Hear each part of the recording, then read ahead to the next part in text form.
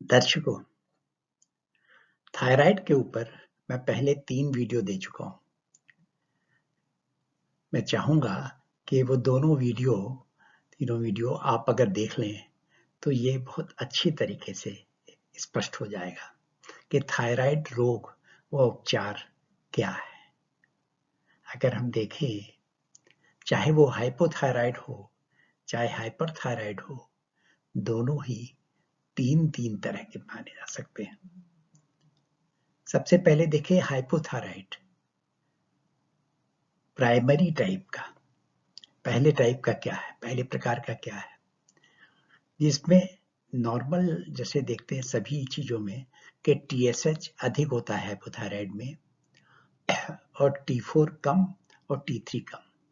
इसको हम basically primary type का थायराइड कहते हैं। और अगर देखें तो एक हाशिमोटो ऑटो इम्यून बीमारी है, उसके लक्षण इसमें दिखते हैं। मतलब वजन अधिक हो जाना और थकान महसूस होना, ये सब हम पहले बता चुके हैं। यही लक्षण इसमें दिखते हैं। अब देखें, अगर मान लीजिए T4 और T3 तो कम है, लेकिन TSH भी कम है, उतना अधिक नहीं है। इसका मतलब क्या है कि हाइपोथायराइड तो है, लेकिन वो सेकेंडरी टाइप का है। क्यों? क्योंकि इसमें पिट्यूटरी ग्रंथि प्रॉपरली समुचित रूप से काम नहीं कर रही है और कार्टिसोल हार्मोन अधिक जा रहा है। किस वजह से? तनाव भी कारण हो सकता है। एक तीसरे तरह का हाइपोथायराइड होता है, जिसे सब क्लिनिकल कह सकते हैं या सेंट्रल टाइप का कह सकते हैं। इसमें TSH तो टेस्टिंग में नॉर्मल निकलता है, लेकिन T4 और T3 ये कम निकलता है और FT4 भी कम होता है। ये हो सकता है कि TRH या TSH का सर्कुलेशन ये कम हो रहा हो, जिस वजह से T4 T3 तो कम है, लेकिन TSH नहीं बढ़ रहा है या TRH नहीं बढ़ रहा है। तो ये हाइपोथायराइड के अलग अलग कारण। इसी तरीके से अगर हाइपरथायराइड देखें तो उसमें जो साधारण टाइप का प्राइमरी टाइप जिसे कह सकते हैं, उसमें TSH कम होता है, इसका कहेंगे हाइपरथायराइड हो गया। उसमें T4 अधिक हो जाता है और T3 भी अधिक हो जाता है। और ये एक ऑटोइम्यून बीमारी होती है, ग्रेव्स। ये ग्रेव्स बीमारी के कारण भी हो सकता है, जिसमें कि शरीर का वजन कम होना, बहुत ज्यादा एनर्जी शरीर में आ जाना, कंपन होना, इस तरीके से बहुत सारे जो लक्षण हम पहले बता चुके हैं पिछले वीडियोस में, वो हो जाते हैं। कभी कभी देखा जाए कि नोडुलर गाइटर हो जाता है। इस केस में क्या है कि TSH अधिक होता है, जबकि T4 T3 तो अधिक होता ही है। तो अगर देखें, ये मल्टी नोड्यूल, बहुत सा कई नोड्यूल्स आ जाते हैं शरीर गले में। एक टॉक्सिक एडेनोमा होता है, ये भी हाइपरथायराइड के कैटेगरी में आता है, जिसमें TSH तो कम होता है और T4 अगर देखें तो अधिक हो जाता है और इसमें FT4 भी अधिक हो जाता है। और इसमें बड़ा सिंगल नोड्यूल, एक नोड्यूल गले में बढ़ जाता है। अब देखें, ये थायराइड का रोग होता ही क्यों है? अगर समझे तो इंसुलिन या शुगर, ब्लड शुगर, ये भी थायराइड पर असर डाल सकते हैं। अगर हमें बहुत तनाव है तो ये इंसुलिन और शुगर हमारे स्ट्रेस हार्मोन या तनाव वाले हार्मोन को बढ़ा देता है। सूजन या इन्फ्लेमेशन दे देता है, हमारे पाचन में गड़बड़ी हो जाती है और ऑटो इम्यूनिटी की खराबी से होता है। देखा कि दोनों केस में ऑटो इम्यूनिटी होती है। जैसा पिछले वीडियोस में बताया गया कि T4 और T3 ब्लड सेल में घुस जाता है, या शरीर के सेल में T3 आसानी से प्रवेश कर जाता है, T4 नहीं। इसलिए T3 को हम एक्टिव थायराइड हार्मोन कहते हैं। और अगर हम देखें कि हमारे शरीर में जितना भी T3 है उसका केवल 15% तो लीवर बनाता है और यह थायराइड बनाता है, लेकिन T4 से T3 पर जो परिवर्तित होता है वो टोटल T3 का 85% होता है, 85% होता है। और ये T4 से T3 का बदलाव ये निर्भर करता है कि हमारे खाने में या हमारे शरीर में कितना सेलेनियम है। तो जो T3 की वजह से ही थायराइड हार्मोन सेल में प्रवेश करके और माइटोकॉन्ड्रिया को एटीपी में परिवर्तित, माइटोकॉन्ड्रिया से एटीपी पैदा कर देता है जो कि हमें शक्ति प्रदान करता है। तो उसके लिए हमें T3 चाहिए। तो इसका मतलब है कि शरीर में सेलेनियम की पर्याप्त मात्रा होनी चाहिए। ये सेलेनियम की पर्याप्त मात्रा किससे मिल सकती है? खाने पीने से। इसके लिए बहुत ही आसान चीज है ब्राजील नट, या जो हम आसानी से ये तिल जो है खाते हैं, तो सर्दी में ये तिल भी ले सकते हैं, उससे हमारा सेलेनियम शरीर में बढ़ सकता है। दूसरा, ये जिंक और आयरन, जिंक और लोहा दोनों होना चाहिए, क्योंकि ये पहचान लेते हैं कि ये T4 है, उस पर पकड़ लेते हैं, जिससे कि T4 T3 पर ही प्रभावित करता है हमारी दवाई। और ओमेगा 3 क्या करता है? T3 को हमारे कोशिकाओं तक ले जाता है। तो इसका मतलब हमें क्या चाहिए? हमारे शरीर में सेलेनियम की कमी नहीं होनी चाहिए, ओमेगा 3 भी पर्याप्त मात्रा में होना चाहिए, जिंक और लोहा भी होना चाहिए। और ओमेगा 3 किसमें मिल जाता है? नारियल का तेल, अलसी आदि में सब में ओमेगा 3 मिल जाता है। वैसे तो मछलियों में मिलता है, लेकिन जो शाकाहारी है उनके नारियल का तेल और अलसी, ये दो बहुत ही अच्छी चीज है। बाकी जिंक और लोहा तो हम सब जानते हैं और हम आसानी से अपने खाने पीने की चीजें, पत्तियों में, सब्जियों में पा सकते हैं।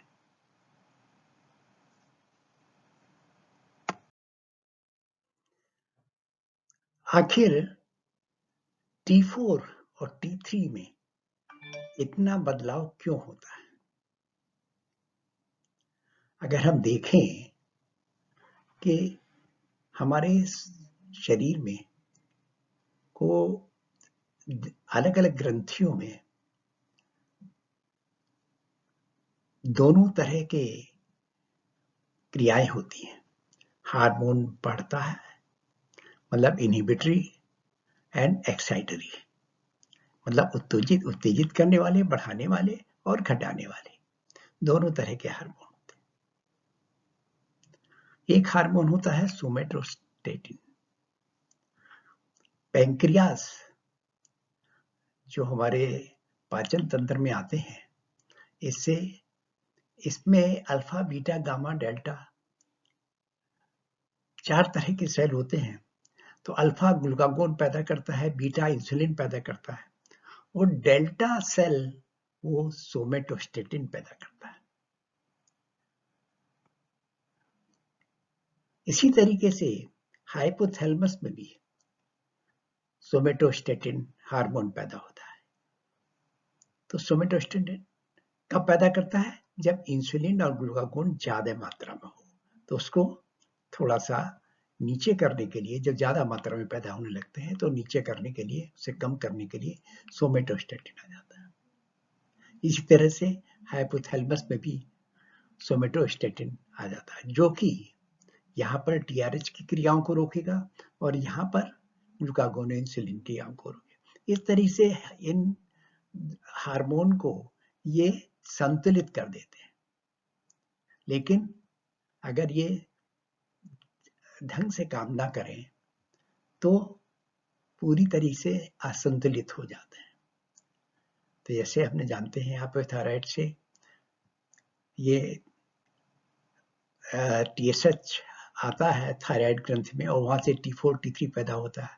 तो अगर सोमेटोस्टेटिन उचित ढंग से इसको संतुलन ना दे तो क्या होगा, हाइपोथायराइड हो जाएगा, जिसपे कि T3 और T4 दोनों आवश्यकता से कम पैदा होंगे। और अगर ये असंतुलित होकर आवश्यकता से अधिक पैदा करने लगे T4 तो ये हाइपरथायराइड हो जाएगा। तो अब हाइपोथायराइड हाइपरथायराइड के लक्षण तो पहले हम देख ही चुके हैं, लेकिन इसका उपचार कैसे करें? अगर हम देखें इनके उपचार करने के लिए, क्योंकि हाइपोथायराइड में हार्मोन T4 कम मात्रा में पैदा हो रहा है, इस वजह से अगर बहुत ज्यादा कम हो रहा है, इसका मतलब अगर TSH 10 से ज्यादा बढ़ गया है तो हमें थायरेक्सिन की गोली लेनी ही पड़ेगी। सुबह नाश्ता के पहले बिना कुछ खाए हुए खाने के आधा एक घंटे पहले थायरेक्सिन गोली लेनी पड़ेगी। लेकिन अगर ये TSH 10 से कम है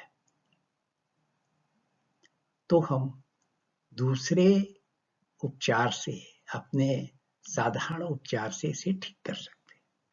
क्या है? जैसे अश्वगंधा की हम 1 चम्मच गर्म पानी से रात में ले लें। अश्वगंधा पाउडर का 1 चम्मच गर्म पानी से रात में ले लें। दिन भर भी गर्म पानी पीते रहे तो क्या होगा, कोर्टिसोल नियंत्रण में रहेगा, वो थायराइड हार्मोन भी संतुलित होगा। तो अगर इसमें देखें, दोनों को ही तरीके के हार्मोन को संतुलित कर सकता है। हम दिन में नारियल का तेल अगर कच्ची हल्दी के साथ, धनिया के साथ गर्म पानी में डाल के और हम नारियल का तेल 1 चम्मच डाल के सुबह खाली पेट ले लें तो ये भी हमें हमारे थायराइड समस्याओं को दूर कर सकता है, बशर्ते कि TSH 10 से कम। इसी तरीके से अगर हाइपरथायराइड है तो क्या होगा, क्योंकि यहाँ पे तो थायरॉक्सिन नहीं चलेगी, क्योंकि ऑलरेडी पहले से ही T4 ज्यादा है। तो क्या होगा, T4 को नीचे लाने के लिए थायराइड अवरोधी दवाइयां आती है, नियोमर्कासोल वगैरह या दूसरी दवाइयां, वो लेनी पड़ेगी। क्योंकि हम जानते हैं कि हाइपरथायराइड में हमारे अंदर बहुत ज्यादा एनर्जी हो जाती है, हमारी दिल की धड़कन तेज हो जाती है, हाथ पैर कांपने लगते हैं और बहुत देखें तो पैनिक अटैक हो जाता है, एक तरह से बहुत ज्यादा चिंता आ जाती है। तो इन चीजों को कम करने के लिए बीटा ब्लॉकर की दवा भी दी जा सकती है। अब हम जानना चाहेंगे, क्या हम योग और प्राणायाम द्वारा भी हम इसे ठीक कर सकते हैं? हाँ, अगर हम उचित व्यायाम करें और योग प्राणायाम करें तो हम इसको ठीक कर सकते हैं। जो व्यायाम है इसमें ये गर्दन है, क्योंकि ये थायराइड यहाँ पर वोकल कॉर्ड के पास होता है, तो हमें इसकी मालिश या इसका ही हम एक्सरसाइज करेंगे। एक एक्सरसाइज इस तरह की कुछ एक्सरसाइज हैं और कुछ योग हैं जैसे सर्वांगासन, इसमें हम ये गर्दन के ही पर ज्यादा जोर पड़ता है। मंडूकासन, बाल आसन, व्याघ्रासन, इस तरह के आसन जो है इसमें बहुत लाभकारी है। बल्कि भुजंगासन वगैरह भी देखें तो थायराइड की समस्याओं में हमें लाभकारी होते हैं। कुछ प्राणायाम हैं, कपालभाति, खासतौर से उज्जयी प्राणायाम, इससे भी हम थायराइड को नियंत्रित करने में हमें मदद मिलती है। अब हम देखें कि क्या हमें सावधानी बरतनी चाहिए। जैसे हम पहले बता चुके हैं कि जो थायराइड है वो ये T3 T4, इसके लिए आयोडीन और ट्रायोसिन, इन दोनों की मिलकर ये T3 T4 बनते हैं। और T4 से T3 परिवर्तन के लिए सेलेनियम चाहिए और जिंक, और लोहा चाहिए। अगर सही बातें पूछें कि विटामिन बी जो है वो हमें हमारे शरीर को ठीक रखने में बहुत ही मददगारी है, तो विटामिन बी भी पर्याप्त मात्रा में होना चाहिए, विटामिन डी भी होना चाहिए। अगर विटामिन बी और डी पर्याप्त मात्रा में होगा तो हमारे शरीर की शक्ति संतुलन बना रहेगा और हमें दूसरे तरह के कुछ खाने जो हैं जो हमें अवॉइड करने पड़ेंगे, उनसे बचना चाहिए। कुछ क्रूसिफाइड सब्जियां आती हैं जैसे कि ब्रोकली, बंद गोभी, फूल गोभी, इस जाति की सब्जियों से थोड़ा हमें बचना चाहिए। अगर थायराइड का हमें समस्या है तो इन तरह की सब्जियों से बचें। और क्या है, हमें ध्यान रखना चाहिए कि फेरिटीन अगर पर्याप्त मात्रा में नहीं होगा, इसका मतलब लोहा पर्याप्त मात्रा में नहीं होगा, तो भी T3 से T4 की समस्या हमेशा बनी रहेगी। तो हमें क्या करना है, इसके लिए हमें कोशिश करना चाहिए कि T3 T4 का रेशियो का अनुपात प्रॉपर है, समुचित रहे, मतलब T4 T3 में अधिकतर परिवर्तित होता रहे। और ये कम से कम जो है T3 T4, अगर हमारा फेरेटिन कम होगा तो T3 T4 का रेशियो सही नहीं हो पाएगा। तो ये इसके लिए हमें जरूर आवश्यक है कि हम फेरेटिन का भी जांच करा लें और पर्याप्त मात्रा में लोह तत्व हमारे शरीर में रहे, जो यहाँ पर हमने कहा है कि हमें चाहिए। अब देखें कि शरीर में असंतुलन हो क्यों जाता है। आज के जमाने में, आज के आधुनिक युग में क्या है कि बहुत सारे एंडोक्राइन डिसरप्टर्स कंपाउंड हैं जो हम अपने रोजमर्रा के दैनिक जिंदगी में इस्तेमाल कर रहे हैं और हम समझ भी नहीं पा रहे हैं। जैसे हम पॉलीक्लोरेटेड बाइफिनाइल्स PCBs इस्तेमाल कर रहे हैं, हम पॉलीब्रोमिनेटेड बाइफिनाइल्स इस्तेमाल कर रहे हैं, बाइस्फिनॉल्स प्रोवाइड कर रहे हैं।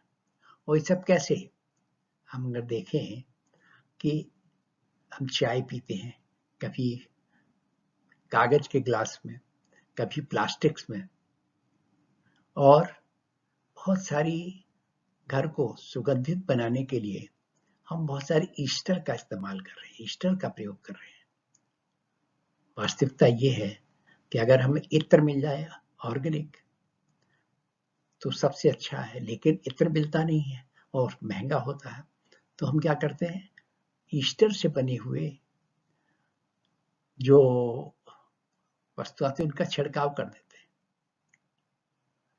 इसी तरीके से बहुत सी वार्निश, पॉलिश जो हम फर्नीचर्स पे करते हैं, उन पे भी इस तरह की चीजें होती हैं जो कि एंडोक्राइन डिस्टर्बर्स होते हैं।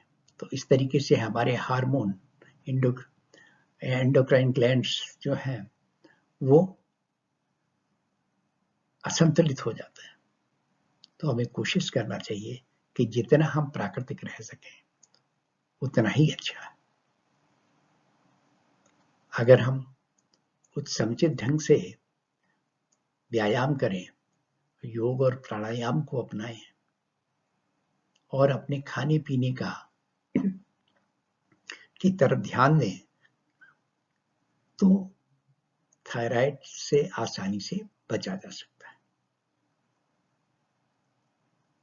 आशा है आप सब लोग कोशिश करेंगे कि आपको थायराइड समस्या से जल्दी से निजात पा सकें। धन्यवाद।